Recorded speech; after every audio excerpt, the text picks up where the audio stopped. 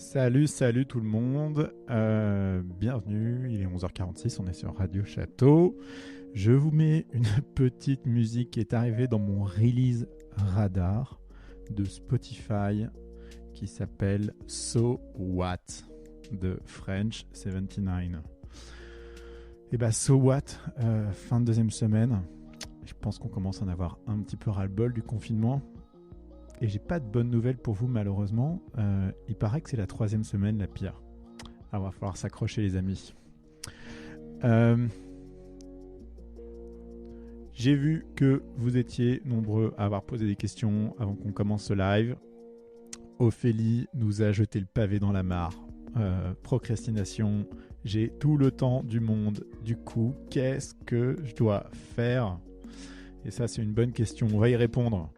Mais d'abord, avant ça, et pour mettre ça on the record pour le futur, aujourd'hui, ma fille a 6 ans. Waouh, elle est trop grande. Joyeux anniversaire, Adèle. D'ailleurs, en parlant de ça, il y a quelques temps, ma fille me voit sur BFM Business. Elle me dit « Oh, c'est génial, t'es à la télé, papa, il faudrait que tu dises mon prénom à la télé. » Et un jour, j'ai dit son prénom à la télé. Et en fait, c'est dingue à quel point les enfants se raccrochent à des choses comme ça et à quel point c'est mignon de voir ça. Alors, de quoi on parle aujourd'hui ? Écoutez, on va parler de santé mentale. La santé mentale, aujourd'hui, c'est compliqué. On arrive à la fin de la deuxième semaine de confinement. Que vous soyez chez vous, en ville, enfermé dans 30 mètres carrés, que vous soyez à la campagne, chez vos grands-parents ou vos parents, dans une maison un peu plus grande, la réalité, c'est que le confinement, j'ai une bonne nouvelle pour tout le monde, c'est que c'est le même effet. C'est un effet d'enfermement, non pas parce qu'il y a de l'espace ou il n'y a pas d'espace, mais parce qu'on est contraint, on ne peut pas faire exactement tout ce qu'on veut. Et c'est la privation de nos libertés qui nous fatigue. Et ça, c'est difficile. Alors, ce qu'ils nous disent en Chine, ce qu'ils nous disent ailleurs, notamment les expats francophones, et j'ai appris ça aujourd'hui, je vous avoue que ça ne m'a pas fait tellement plaisir, c'est que le plus difficile, c'est la troisième semaine. Donc c'est celle qui va s'annoncer là, qu'on va vivre la semaine prochaine. Et je vous avoue que c'est assez compliqué. Donc la semaine dernière, c'était une semaine de choc, de réalisation où on a un peu récupéré toute l'information pour voir comment les boîtes allaient, comment tout le monde se portait, etc. Cette semaine, fin de semaine dernière et début de cette semaine, on a commencé à agir et donc à faire le point et à avancer avec les entrepreneurs. Et en fait, le résultat de cette fin de semaine, c'est vraiment un sentiment d'impuissance. Ce sentiment d'impuissance, il naît du fait que euh, euh, toutes les problématiques actuelles sont des problématiques court terme. Or, on sait que ça va avoir un impact long terme. Et donc, Ophélie parlait de la procrastination juste avant. C'était sa première question et j'y répondrai après. La difficulté qu'on a dans une situation comme celle-là, c'est qu'on est toujours en réaction à tout ce qui se passe. Et donc, c'est difficile d'être à la fois en réaction à ce qui se passe et en même temps prévoir ce qu'il faut faire pour le long terme. On n'est pas très bien câblés, nous, individus, pour gérer le paradoxe de l'urgence et de la prévision, quoi. Et ça, c'est très très difficile psychologiquement à gérer. Alors, la bonne nouvelle, c'est que l'urgence elle est sanitaire, donc si vous êtes en bonne santé, il ne faut pas vous plaindre, et je vous invite à y réfléchir tous les jours. Et je ne sais pas pourquoi, je ne sais pas quel était l'objectif hier des journalistes de mettre l'emphase sur cette adolescente de 16 ans qui malheureusement a perdu la vie du Covid-19 hier. Mais je pense que ça nous remet tous les idées à l'endroit. Si vous êtes en bonne santé, c'est que ça va. Et si ça va, il faut vous battre. Parce que même si mentalement c'est dur, c'est aussi un challenge qu'il faut relever et qu'il faut réussir. Donc c'est important.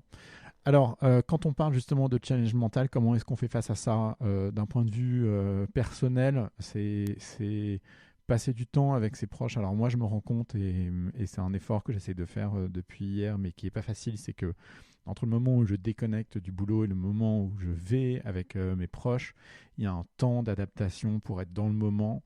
Et j'ai toujours quelque chose en arrière, dans l'esprit, qui traîne et qui fait que j'ai l'esprit ailleurs. Et donc, c'est assez compliqué finalement de se remettre dans le moment alors qu'il y a plein de choses dans le business qui tournent et qui font qu'on est un peu comme un zombie, quoi. Donc, ce que j'ai trouvé pour me détendre, c'est pas d'allumer la télé, parce que ça, c'est vraiment une connerie. Ça ne fait que vous laisser dans cette espèce de, de pression ambiante autour du confinement et de la maladie. C'est plutôt de cuisiner. Alors, cuisiner, moi, j'adore. Et je vous avoue que ça me permet de me libérer à l'esprit. Et donc, cuisiner, c'est une bonne chose. Si vous avez d'autres idées, évidemment, je suis preneur, mais essayez de vous changer les idées avec une activité qui vous tient occupé et qui vous permet de vous détendre, parce que c'est important de se détendre mentalement. Et ensuite, passer du temps à appeler vos proches, vos amis, votre famille. Vous vous en rendez peut-être pas compte, mais parler autour de soi à des gens et garder le lien social, c'est ce qui nous permet de tenir le coup, et c'est beaucoup plus important que ce qu'on peut imaginer. Et vous verrez que les effets, autant court terme que long terme de ça, sont extrêmement importants. Donc je vous invite à utiliser House Party, utilisez FaceTime, connectez-vous à vos proches, passez du temps avec eux, appelez-les même si vous n'avez rien à leur dire, ça fait du bien. J'étais avec un entrepreneur ce matin qui me dit alors comment ça va aujourd'hui. J'ai dit aujourd'hui ça va pas mon vieux, parce qu'aujourd'hui j'ai pris la mesure de l'impuissance dans laquelle je suis face aux entrepreneurs qui se démerdent et qui font face à toutes leurs problématiques toute la journée, et en fait j'ai du mal à voir comment est-ce que je peux être instrumental. Et moi qui aime avoir du résultat et de l'impact rapide sur les boîtes, malheureusement là je le sens pas, et donc ça me mine moralement. Et il me dit écoute, appelle-moi tout de suite, on passe un quart d'heure, on discute, ça va te faire du bien. Et c'est vrai que ça fait du bien. Donc appelez vos proches, appelez votre famille, passez du temps avec eux, parlez de choses qui font plaisir, partagez les souvenirs. Nous, on a un petit rituel maintenant dans la journée, c'est qu'on prend notre téléphone, on prend les mêmes moments de l'année dernière et on regarde les photos et vidéos du moment. Et je vous avoue que les souvenirs du passé vous aident à vous rappeler que la vie est belle et que tant que vous êtes en bonne santé, tout va bien. Alors maintenant, d'un point de vue business, et après je répondrai à vos questions volontiers, et il y en a des questions. J'avais une question d'un entrepreneur hier qui me demandait qu'est-ce que je fais, comment est-ce que je définis les gens qui peuvent m'aider dans mon business, quel type de support je vais chercher. Et en fait, quand on parle de support, il y a 3 types de support dont on a besoin dans la vie. On a besoin de coaching, on a besoin de mentorship et on a besoin de conseils. Alors, c'est quoi la différence entre les 3 ? Eh bien, le conseil, c'est les gens qui ont déjà vu une situation donnée, qui connaissent la recette exacte ou juste ou précise pour résoudre cette problématique ou adresser une opportunité. Et donc, ils vont vous conseiller de manière très opérationnelle, très factuelle sur la manière dont il faut faire. Si vous avez la conviction en vous posant la question pourquoi ce conseil est-il adapté à la situation, si vous vous rendez compte que c'est le cas, il faut appliquer le conseil. Et là, on est vraiment dans le mimétisme pur ou dans le suivi pur du conseil. Ensuite, on a la partie mentorship. Alors, la partie mentorship, c'est quoi ? C'est la partie juste en dessous, c'est des gens qui ont vécu des situations similaires ou des situations qui sont proches, et donc qui vont vous donner un éclairage sur ce que vous êtes en train de vivre. Donc par exemple, tous les gens qui ont vécu la crise de 2000, tous les gens qui ont vécu la crise de 2008, c'est des gens qui vont avoir un regard sur la crise actuelle qui va vous permettre d'y voir un peu plus clair. C'est des gens qui, entre guillemets, vous éclairent la voie. Donc ils n'ont pas la recette sur la manière dont vous devez gérer votre business ou dont vous devez adresser une situation. En revanche, ils ont un éclairage à vous donner qui vous permet d'y voir clair. Et ça, c'est important. Et la troisième chose, c'est le coaching. Alors, le coaching, c'est quoi ? Le coaching, c'est quelqu'un qui va vous aider à vous poser les bonnes questions pour trouver à l'intérieur de vous les réponses aux questions que vous vous posez. Et là, il n'est pas question de vous donner un conseil ou il n'est pas question de vous éclairer la voie. Il est question d'éclairer l'intérieur de soi, et c'est à ça que sert le coaching avant toute chose.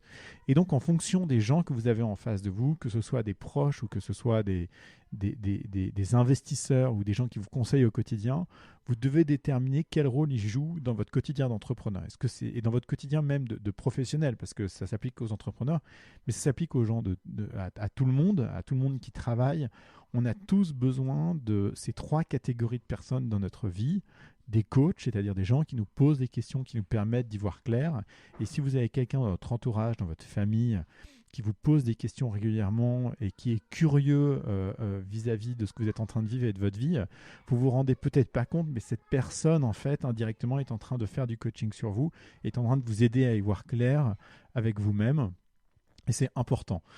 Et on a tous besoin de ces 3 catégories, les coachs, les mentors et les conseillers. Et donc, dès que vous croisez quelqu'un, posez-vous la question, quelle est cette personne et je veux qu'elle devienne quoi dans ma vie? Est-ce que je veux que cette personne soit plutôt un mentor, un coach ou un conseiller? C'est le cas pour vos investisseurs, c'est le cas pour les gens qui vous êtes dans le business et c'est le cas aussi pour vos proches. Et c'est très important. C'est probablement une des choses face à l'isolement actuel et face à la difficulté du confinement. C'est faites une liste des gens qui comptent pour vous, autour de vous, et regardez quel rôle ils jouent dans votre vie de tous les jours. Et peut-être que c'est des gens avec qui il faut parler un peu plus, surtout en ce moment. Et si vous n'avez pas de visibilité sur le futur, parce qu'aujourd'hui on est dans une période de flou et de brouillard, il faut se poser la question du passé et des leçons du passé pour voir comment est-ce qu'on va construire le futur. Et ça, c'est essentiel. Alors, salut à tous. On a qui? On a Ophélie, on a Taro, on a Bap, on a Wise Element, Mehdi, Marion, André. Et André, salut mon vieux. Comment ça va? Max, Thibaut, Morgan, Adrien, Jordan, Bastien, AMN, il faut que tu nous dises ce que ça veut dire cet acronyme AMN, on est curieux. Vinibacter, Etix et Cricri et d'autres. Alors, Ophélie a lancé le pavé dans la mare direct en débarquant sur le chat en nous demandant « J'ai un problème de procrastination désormais que j'ai tout le temps du monde. Mis à part de se forcer avec des deadlines, quoi d'autre ?» Écoute, à tout moment, on partage cette même problématique, c'est que si on n'a pas la pression du quotidien et des actions qui s'enchaînent, on a du mal à avancer vite. Et alors, c'est quand même pas de bol, parce que quand tu as posé cette question, j'étais en plein call et je me suis dit, enfin, je me suis dit putain, parce que c'est pas bien de dire des gros mots. Je me suis dit, oh zut, comment est-ce qu'on répond à cette question? Parce que moi-même, j'ai pas la réponse. Alors, ce que je me suis rendu compte quand même les derniers jours, c'est que je répondais aux emails, j'essayais de m'occuper en répondant aux entrepreneurs et en blindant mon agenda de call, de rendez-vous et de choses comme ça. Et en fait, c'était pas très très productif en réalité. Et donc, je manquais d'objectifs long terme. Et j'ai pas encore la solution, mais ce que je fais, c'est que je la partagerai probablement avec vous lundi, une fois que j'aurai réfléchi pendant le week-end. Mais face à ce sentiment d'impuissance sur les problématiques court terme, et notamment de nos entrepreneurs, et face à ce sentiment aussi de procrastination, parce qu'il est réel et qu'il existe pour tout le monde, j'imagine, il y a une question de est-ce que c'est pas le moment justement de poser des objectifs un peu long terme et de créer des objectifs court terme qui permettent de nourrir cette ambition long terme. Et moi je vais essayer de faire ça. De toute manière, on n'est pas juste d'un point de vue purement cognitif, les gens ne sont pas faits pour gérer des projets sur le long terme, ne sont pas faits pour faire des efforts colossaux, immédiats. On est beaucoup plus efficace et performant si on enchaîne les petites étapes et les petits pas plutôt que les gros efforts. Et donc, il n'y a pas de grande résolution à prendre maintenant. Ce serait la pire chose à faire. C'est la meilleure manière de ne pas réussir. Et si on ne réussit pas, après on se culpabilise. À force de se culpabiliser, on déprime. Et donc après, on va se fixer des objectifs encore plus gros. En fait, la procrastination, le résultat, c'est que c'est comme un régime minceur. On a l'impression que allez, tout d'un coup, il faut mettre un gros coup de balai dans notre vie et puis prendre de grosses résolutions, alors qu'en fait, ce qu'il faut, c'est vraiment se poser et un peu comme un coach le ferait avec vous poser la question sur ce qui vous anime vraiment et ce que vous voulez faire sur le long terme, et ensuite déterminer des petits objectifs à compléter jour après jour. Donc par exemple, pour ceux qui décident de faire du sport, la pire connerie, ce serait de se dire, allez, moi je me dis que je fais une demi-heure tous les matins. Une demi-heure tous les matins, c'est beaucoup trop, tu vois. Déjà, commence par 5 minutes. une fois par jour, ensuite par 5 minutes 2 fois par jour, ensuite par 5 minutes 3 fois par jour, et puis peut-être que là, tu auras ton quart d'heure, et puis ton quart d'heure va se transformer en 20 minutes, etc., etc. Et en fait, c'est la même chose pour tout, que ce soit pour le sport, que ce soit pour le boulot, que ce soit pour la nourriture, etc. C'est toute la somme des petits efforts qui, composés, vont donner des résultats extraordinaires. Et face à la procrastination, c'est beaucoup plus puissant de fonctionner comme ça que d'imaginer, fixer de grands objectifs et essayer de les atteindre parce qu'on n'y arrive jamais. Alors, je vais répondre aux questions de ceux qui ont mis un arrobase de LR parce que c'est à eux que je réponds en priorité. Taro nous dit ça va les amis. Alors Taro il nous a pas dit ça va les amis dans les chats précédents des jours d'avant. Et ce que ça veut dire, c'est que Taro, il est au bout du rouleau et ça rime. Et voilà. Il nous raconte qu'il commence à en avoir marre du confinement. Et ben, je crois que on est tous bien d'accord avec toi, Taro. Et malheureusement, il va falloir qu'on s'accroche parce que ça va durer un petit moment. Oulala, vous êtes nombreux. Alors, Mehdi, Gatao, Jean, j'espère que tu as fait le gâteau. Alors oui, hier, j'ai fait un gâteau au chocolat. En fait, c'est pas un gâteau, c'est des mini soufflés au chocolat, midi fondant au chocolat pour être exact. Et aujourd'hui, à l'heure du déjeuner, je me lance dans une génoise sur laquelle on va après mettre un peu de crème et des framboises. Et ça va être canon. On a commencé à offrir les premiers cadeaux à notre fille ce matin. Et cet après-midi, ça va continuer. Aujourd'hui, elle a 6 ans. C'est quand même très, très, très, très grand, n'est-ce pas ? Est-ce que tu as vu passer l'info CGT? Ils vivent sur planète Balek? Point d'interrogation, nous demande Morgane. Alors non, j'ai pas vu l'info CGT. Je t'avoue que les infos, j'essaie de m'y connecter le moins possible maintenant parce que c'est beaucoup de distractions et beaucoup d'éléments anxiogènes qui malheureusement ne nourrissent pas notre recherche de bien-être du moment.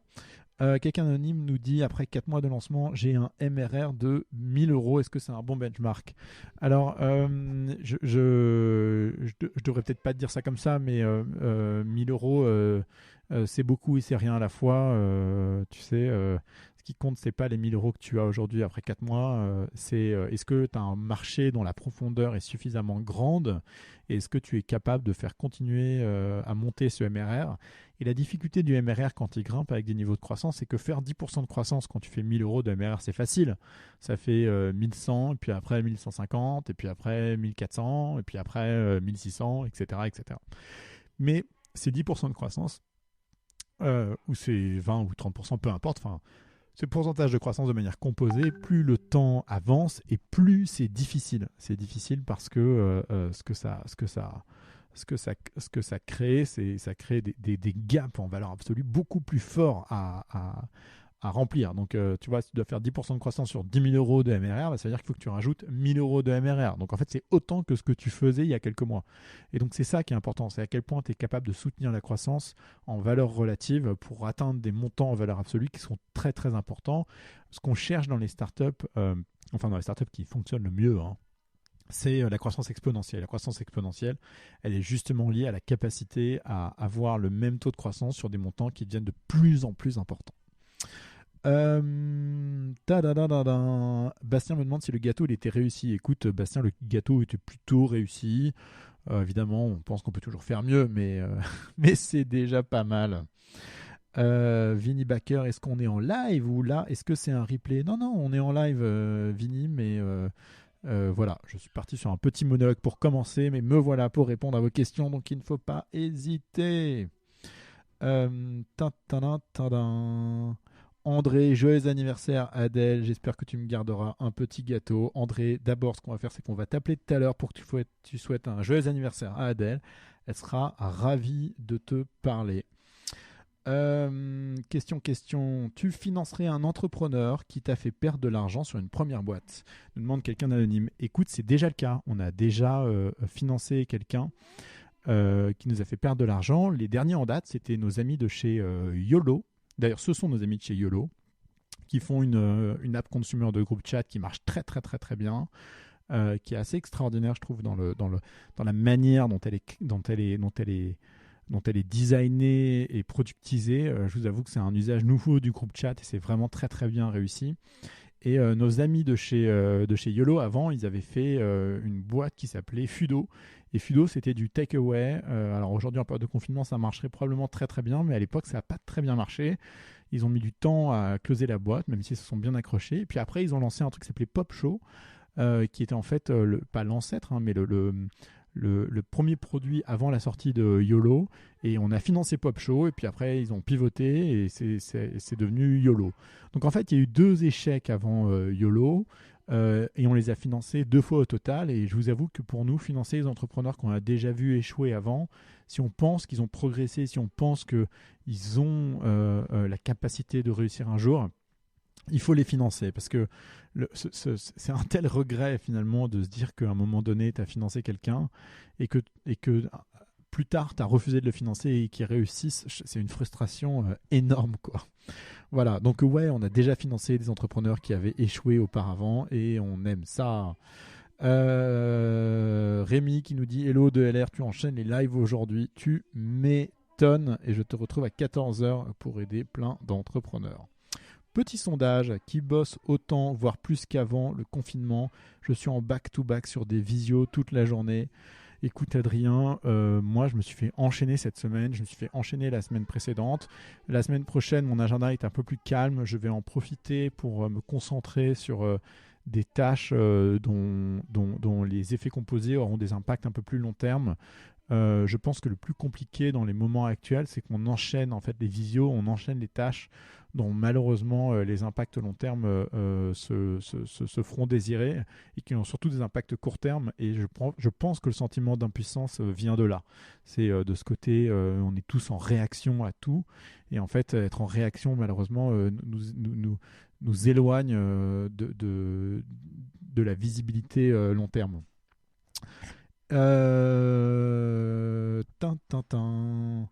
Adrien me demande un avis sur ton volume horaire. Écoute, mon volume horaire, c'est que je me mets au travail vers entre 8h30 et 9h. Ça dépend à quelle heure les enfants se lèvent et à quelle heure on commence le petit déjeuner. Et puis le soir, j'essaie de terminer vers 19h, 19h30. Et je fais une pause généralement au déjeuner d'1 heure. Aujourd'hui, probablement un peu plus pour préparer la génoise du gâteau de Adèle pour ses 6 ans.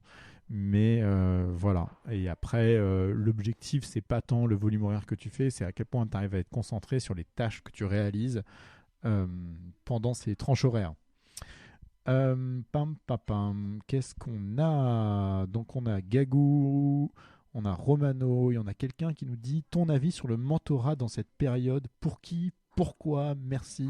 Nico83. J'aime bien, tu étais anonyme parce que tu es sur le web et que tu n'as pas d'iPhone, mais tu signes. Je vous invite à signer quand vous posez des questions, c'est sympa de voir vos pseudos. Donc Nico83, qu'est-ce que tu penses du mentorat? Le mentorat, c'est essentiel. En fait, de toute manière, se faire accompagner et avoir des gens qui vous soutiennent, c'est essentiel, surtout dans cette période de confinement. Comme je disais juste avant, il faut faire la distinction entre le coaching, le mentorat et le conseil. Le conseil, c'est les gens qui sachent. Le mentorat, c'est les gens qui ont vécu. Et le coaching, c'est les gens qui vous aident à y voir clair vis-à-vis de vous-même. Essayez de vous entourer de ces 3 profils, parce que ces 3 profils complémentaires dont les bénéfices composés sont assez incroyables sur la manière dont on progresse. Et on est tous à la recherche du progrès, n'est-ce pas? Urgence, je ne rentre dans aucune case des aides Covid du gouvernement, nous dit quelqu'un d'anonyme, mais je ne sais pas quoi te dire malheureusement, et je t'avoue que j'ai pas encore le cas auprès de nos boîtes, donc c'est difficile de te donner un conseil là-dessus. L'urgence, c'est de démerder pour rentrer dans une case, hein. Force un peu la porte, je suis sûr que tu vas y arriver. Morgane nous parle. Attends, donc la CGT, c'est une histoire de préavis de grève sur un ville. Bon, bah c'est génial, hein. La CGT a décidé d'inventer un truc. Ils nous surprendront toujours. On les remercie, hein. C'est quoi le coût d'acquisition moyen en B2B SaaS? Je suis autour des 30 euros. Alors, le coût d'acquisition en B2B SaaS, il n'est pas important en valeur absolue, il est important en valeur relative. Il faut que normalement que ton coût Donc, il y a 2 éléments. Il y a coût d'acquisition versus lifetime value. Donc, combien d'argent va te générer un client sur une période de 12, 24, 36 mois. L'idéal, c'est d'avoir des ratios de coût d'acquisition sur la valeur de ton client sur 12 à 24 mois qui est au-dessus de 3. Donc, il faut qu'il te rapporte 3 fois plus que ce qui t'a coûté. Et ce qui t'a coûté, c'est à la fois ce que tu as dépensé en marketing sur Google, Instagram, Facebook, etc. Mais aussi ce que ça t'a coûté en effort de sales, de people, de gens qui ont vendu ce produit à ton client. Et ça, c'est important. Et donc, nous, ce qu'on regarde dans les boîtes de B2B SaaS, c'est ce qu'on appelle la payback period. Donc, la payback period, c'est tu as vendu ton service à un client, il t'a coûté un coût d'acquisition pour générer le lead sur Facebook, Google, peu importe. Ensuite, tu as tes équipes sales qui ont booké des démos avec ces clients potentiels. Donc, ça, c'était SDR. Et puis ensuite, tu as tes sales qui ont closé ce compte et les account managers qui ont onboardé ce compte. Il faut que la somme de tout ça rapportée au client, il faut que ça commence, que ce coût s'équilibre sur un horizon de 6 à 12 mois et qu'ensuite ce client te rapporte de l'argent. Et donc c'est vraiment ça qu'on regarde, c'est la payback période de tes clients et le ratio entre le coût d'acquisition globalisé, donc vraiment avec l'argent que tu as dépensé en marketing plus l'effort de sales et d'onboarding que tu as mis versus combien ce client te rapporte sur une période de 12, de 24 et de 36 mois. Mélissande, comment est-ce qu'on calcule une taille de marché? À partir de combien ça vous intéresse? Alors ça, c'est hyper intéressant comme question. La taille de marché, c'est souvent un piège parce que les entrepreneurs, ce qu'ils vont avoir tendance à faire, c'est à regarder des études Gartner ou je ne sais quoi, ou McKinsey, et te dire le marché, par exemple, du travel, c'est un marché de 1000 milliards. Bah ok, c'est un marché de 8 milliards, mais so what? Ce qui nous intéresse, nous, en tant qu'investisseurs, on sait que les marchés s'étendent, c'est-à-dire que par exemple Airbnb, quand ils ont commencé, ils permettaient aux gens de louer leur canapé pendant des événements. C'est un marché tout petit ça, mais la réalité c'est que tu commences avec les canapés, puis ensuite tu files une chambre, et puis ensuite tu loues un studio, puis ensuite tu loues une maison, et puis ensuite tu loues un hôtel. Et donc en fait il n'y a pas de limite dans l'expansion de ton marché potentiel, enfin souvent il y a peu de limites, donc en fait tous les marchés sont gros par définition si on les étend à l'infini, mais ce qui nous intéresse nous c'est de savoir quelle est la cible initiale sur laquelle tu te concentres. Cette cible initiale ça doit être une cible captive, qui a envie d'utiliser ton produit et qui est la cible que tu vas pouvoir transformer le plus vite possible au démarrage. Et donc, la manière dont on calcule les tailles de marché, c'est quelle est ta cible initiale, à combien tu vends ton service, et donc là, ça nous donne une taille de marché adressable initiale. Ensuite, comment est-ce que tu arrives à étendre cette cible à une deuxième, troisième, quatrième cible, avec quel coût par client ou par personne, et donc comment est-ce que peut s'étendre ton marché. Et donc ça, si on prend l'exemple de Uber par exemple, pour prendre un autre exemple que celui de Airbnb, Uber, ils ont commencé avec les limousines, donc c'était pas des limousines, c'était des Mercedes avec chauffeur, donc c'était plutôt cher.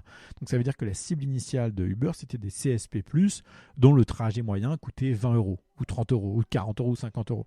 Et puis après, on passe à UberX. Et puis après de UberX, on part à Uberpool. Et puis après de Uberpool, on passe aux trottinettes.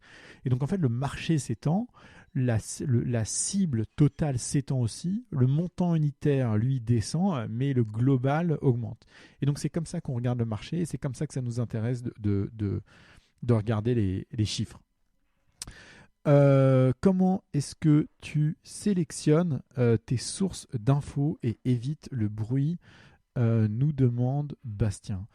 Écoute, je sélectionne mes sources d'infos parce que j'ai Twitter sur lequel j'ai une liste de personnes que je suis. Je fais attention à cette liste de personnes et globalement, si j'ai l'impression à un moment donné qu'il y a trop de bruit ou qu'il y a des gens qui me gonflent, je les supprime de ma liste tout simplement. J'adore Twitter pour ça, je trouve ça assez génial. Ophélie nous demande YOLO ou Muse. Dis donc, c'est compliqué comme question ça, Ophélie. Écoute, YOLO, c'est du groupe chat nouvelle génération. Muse, c'est de la communication créative. Et donc, c'est quand même deux usages différents, mais on en rediscute quand tu veux. Chronoxys, c'est difficile d'avoir une carrière dans l'écosystème entrepreneurial. Écoute, tout est difficile et rien n'est difficile dans la vie. L'entrepreneuriat, la beauté de l'entrepreneuriat, c'est que tu peux commencer de zéro et faire de grandes choses. Et donc, je ne pense pas que ce soit difficile. Je pense que ça demande des efforts importants, que ça demande du temps et de l'expérience et qu'il faut s'accrocher et être résilient. Mais ça fait partie des carrières qui sont à la portée de tout le monde. C'est plus facile d'être entrepreneur que d'être pilote de Formule 1. Ça, c'est certain. Putain. D'ailleurs, je vous conseille de regarder, je ne sais plus comment s'appelle la série, mais il y a 2 saisons maintenant sur la Formule 1 sur Netflix, c'est la guerre. Ced, un conseil pour trouver une startup early stage quand on est deep tech founder avec un exit récent à 7 chiffres mais peu de réseau. Alors, je ne sais pas de quoi tu me parles exactement et ce que tu cherches. Alors, un conseil pour trouver une startup early stage en investissement ou en employé. Donc ça, c'est ma question pour toi, Ced. Quand on est un deep tech founder, est-ce que tu as le profil technique ou est-ce que tu as le profil commercial là-dessus? Et un exit récent à 7 chiffres, ça veut dire que tu as fait beaucoup d'argent? Ça veut dire que la boîte s'est vendue, que tu as de l'expérience à revendre et que tu cherches à trouver un endroit où mettre à profit cette expérience? Je t'invite à me répondre dans le chat et je répondrai juste après. Mehdi, quelle est, vu les boîtes que tu as accompagnées, la meilleure méthode d'acquisition de users en mobile consumer? Ah, c'est une bonne question, c'est assez difficile. Zenly, ils ont essayé plein de choses et en fait, ce qu'on se rend compte en mobile consumer, c'est qu'il n'y a pas de secret. Il y a 3 points importants. C'est le tipping point, le point de concentration et le point de saturation. Alors, qu'est-ce que c'est ces 3 points? Le tipping point, c'est le moment à partir duquel tu as une sorte de je vais y arriver. Donc, en fait, on a appris ça à un moment donné avec les fondateurs de Zenly quand on était chez Point9 à un événement il y a quelques années avec le fondateur de Lovoo qui nous a appris ces 3 points, tipping point, concentration point et saturation point. Le tipping point, c'est le montant à partir duquel tu dépenses en marketing sur une zone donnée qui te permet d'avoir une méthode d'acquisition qui est viable. Et donc ça dépend combien tu dépenses d'énergie et d'argent sur une zone donnée. Alors la zone donnée, c'est quoi? C'est une question de géographie, parce que le mobile consumer, c'est souvent des zones géographiques. Si tu regardes Facebook, ça a commencé à Harvard, et ensuite ça s'est étendu de collège en collège, enfin d'université en université, et puis ensuite ils ont fait les collèges. En fait, c'est comme ça que ça s'est étendu. Et ce qu'on cherche absolument en mobile consumer, c'est à créer des points de concentration géographiques parce que c'est ça qui permet au bouche à oreille de se déclencher. Et le tipping point, c'est l'énergie que tu dépenses à partir duquel ce bouche à oreille commence à se mettre en place. Le concentration point, c'est le taux d'usage à partir duquel tu n'as plus besoin de faire d'efforts pour l'acquisition client, parce qu'en fait, il y a tellement de bouche à oreille localement et géographiquement que les gens s'en parlent et donc que tu as une croissance naturelle qui se crée. Et le point de saturation, c'est au moment où tu es arrivé à une espèce de saturation, de maximum du marché, qui fait qu'il faut absolument que tu ailles voir d'autres géographies, que tu ailles étendre sur d'autres marchés ou d'autres typologies d'utilisateurs. Et donc, quand on a une app consumer, la première chose qu'il faut qu'on aille chercher, c'est quels sont les efforts à mettre en place géographiquement sur une zone localisée en termes de tipping point. Quel est le tipping point qu'il faut aller chercher en termes de nombre d'utilisateurs pour voir que nos efforts commencent à payer, quoi. Et donc, typiquement, sur une université, est-ce qu'il te faut 10, 20, 30, 50% de l'université pour que la sauce commence à prendre? Et à partir de quel pourcentage de cette université, finalement, le bouche à oreille se fait naturellement et de manière organique et tu peux aller voir ailleurs. Quelqu'un me demande ce que je pense de YC. Écoute, YC, c'est comme Paris, c'est toujours une bonne idée. YC, c'est donc l'accélérateur de start-up basé à San Francisco. Ce que YC fait bien, c'est que YC met dans un batch de 3 mois des entrepreneurs dont le niveau d'ambition est extrêmement élevé et qui font des sacrifices pour s'arracher pendant 3 mois dans un programme. Et donc ça crée une émulation hyper bénéfique qui généralement révèle le meilleur et le pire des gens. Et pour ceux chez qui ça révèle le meilleur, ça leur permet à la fin du programme de YC de trouver des investisseurs. Et la beauté de YC, c'est que le réseau de YC, à la fois pour avoir des clients prospectifs ou à la fois pour rencontrer des investisseurs, est quand même extraordinaire. Et là-dessus, ils sont très très forts. Donc YC, c'est comme Paris, c'est toujours une bonne idée. Tsedi nous demande quel est ton dernier coup de gueule ou remontée de bretelles sur une de tes boîtes. Écoute, en ce moment, le timing n'est pas à la remontée de bretelles, il n'est pas au coup de gueule. Le timing, il est vraiment de faire attention à la santé mentale de nos entrepreneurs et donc passer du temps avec eux.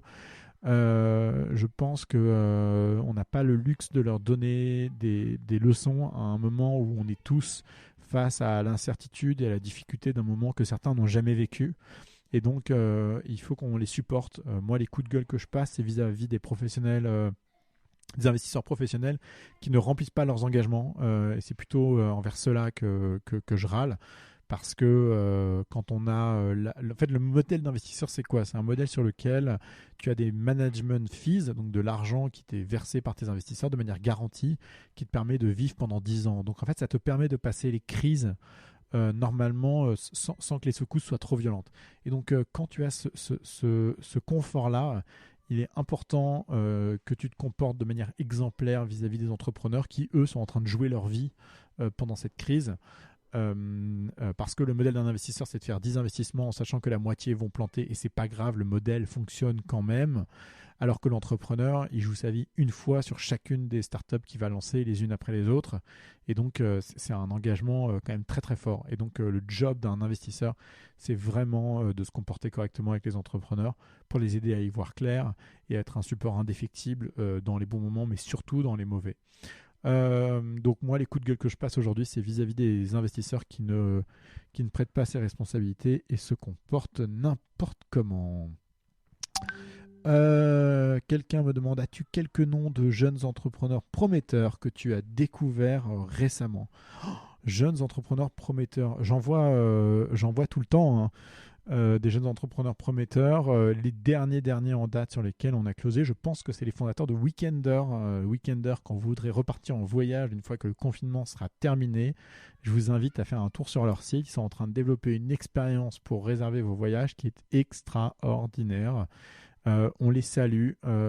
C'est deux jeunes entrepreneurs qui ont l'ambition, l'envie et qui, j'espère, vont tout cartonner.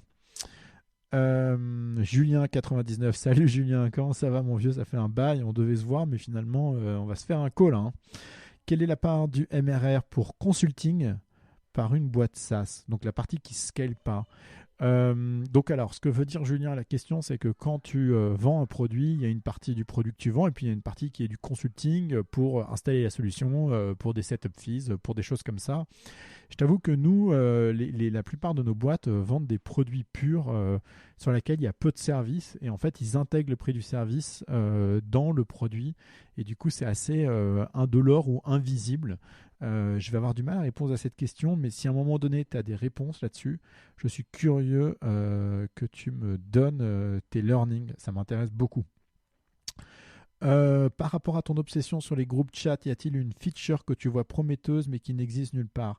Non, il n'y a pas de feature que je vois prometteuse dans les groupes chat. Ce que je pense qui est important, c'est de voir comment est-ce qu'on se crée une granularité au sein des membres du groupe chat et une granularité dans la manière dont les messages sont partagés sans que ça crée une friction à l'usage. Et ça, c'est le plus difficile. Ça demande du brio dans la manière dont le produit est designé, conçu, architecturé.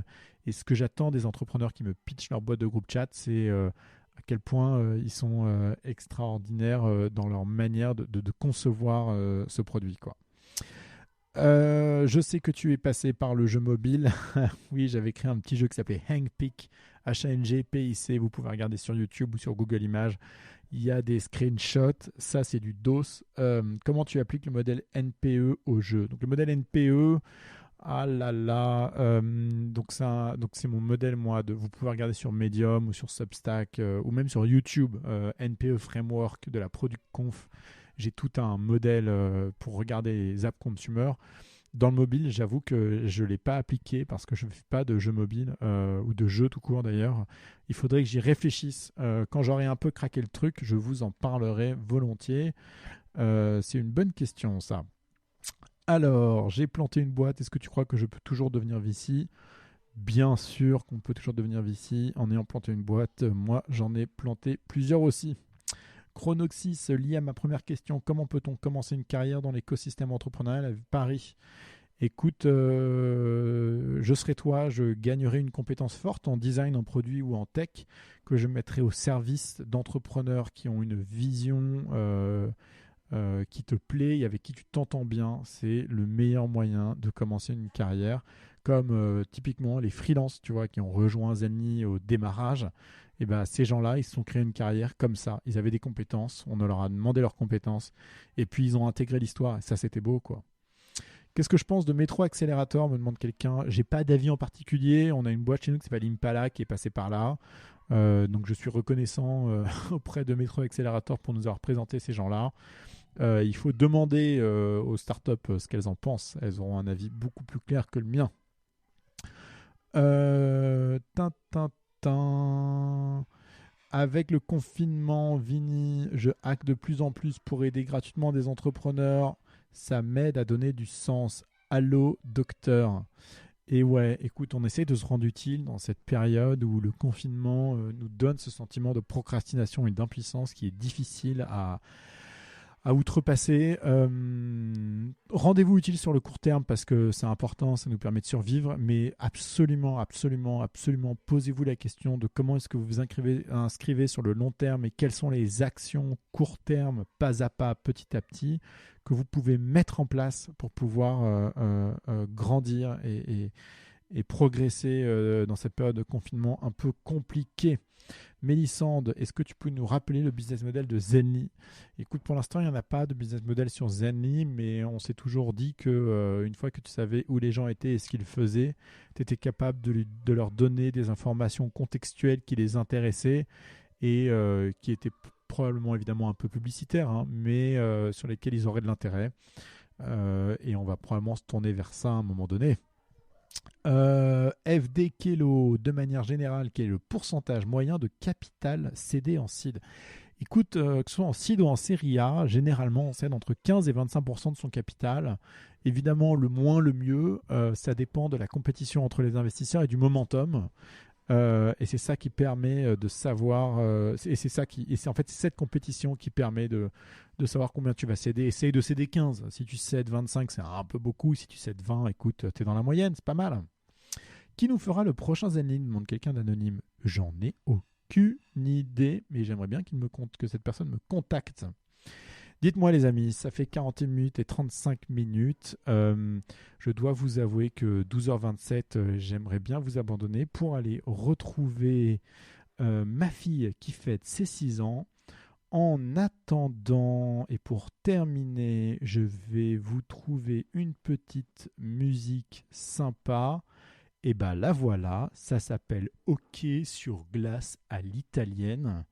C'est très caliente sport d'hiver, tout ça. Je vous souhaite de passer une bonne journée. Posez-vous les bonnes questions, trouvez les réponses.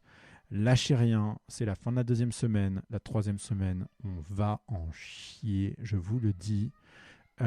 Accrochons-nous tous, ce n'est que le début.